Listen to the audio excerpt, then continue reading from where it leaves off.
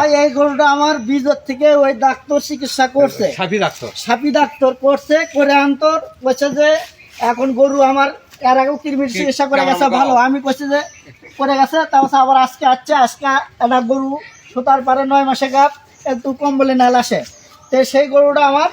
ওই আসে আমাদের দেখ করছে যে ক্যালসিয়াম ভিটামিন এলে করলেই স্যালাইন করলেই ভালো হবে। তো আমরা তো ভাই কিছু বুঝি না সেগুলো,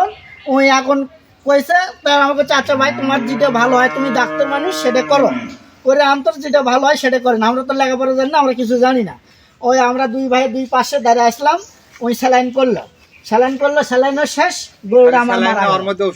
ওর মধ্যে কি কি ওষুধ দিল, কি ওষুধ দিল, আর কিছু ঢোলা ফেলে দিল সেটা নিয়েছে, আর ওর ব্যাগের মধ্যে বাই করে সে দিল ওই স্যালাইনের মধ্যে, তা দিয়ে আন্তর সেটা মনে করেন যে আপনি দেওয়ার পর স্যালাইন করা শেষ, গরুটা আমার ওই ডাক্তার মাথার পানি ঢালছে, আমরা দুই ভাই পানি বসে, ওই ডাক্তার মাথায় পানি দিছে, পানি দিয়ে তাও মারা গেছে, আমরা পড়ে গেছি, তারপর ও চলে গেছে, আমরা আর কিছু বলতে পারি না, আমরা অজ্ঞান আমার কি করলাম রে, আমার এত সর্বনাশ হয়ে গেল আমাকে, এ কথা আমি আমার ভাই মাথার কোনো শেষ নাই, আমি পড়ে গেছি, আমার হুশ নাই, এই জন্য এই গরুটা আমার দেখে অন্তর,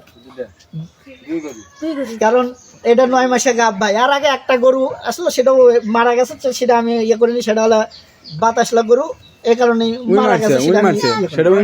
ওই ওরই চিকিৎসার্থী সেটাও মারা গেছে, কিন্তু এবার ভালো গরু এভাবে মারলো, তা আপনি কি করা যায়, এটা আমার তো আমার মাথায় খেলতেছে না ভাই।